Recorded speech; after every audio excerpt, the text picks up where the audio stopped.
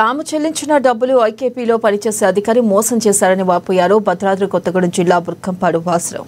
డ్వాక్రా గ్రూప్లో డబ్బులు తీసుకుని మోసం చేశారని, తమ డబ్బులు ఇప్పించాలని బత్తుల నగర్ డ్వాక్రా సంఘం మహిళలు పిరపాక నియోజకవర్గం ఎమ్మెల్యే పాయం వెంకటేశ్వర్లను వేడుకున్నారు.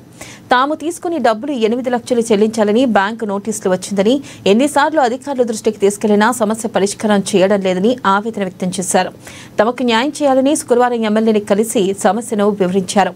వినతి పత్రం అందించిన నేపథ్యంలో ఆయన స్పందించి పూర్తి స్థాయిలో విచారణ చేసి మహిళలకు న్యాయం చేస్తానని ఎమ్మెల్యే హామీ ఇచ్చారు.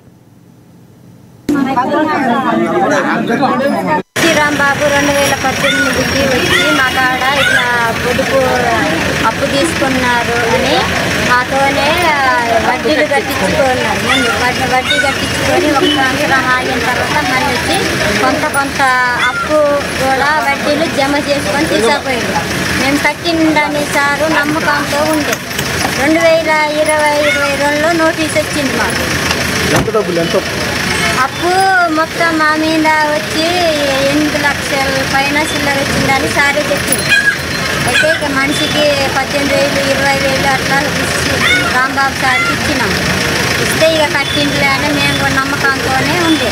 నమ్మకంతో ఉంటే ఇట్లా వచ్చి ఇక సార్ ఇక నోటీస్ వచ్చేదాకా ఇక సార్ కట్టు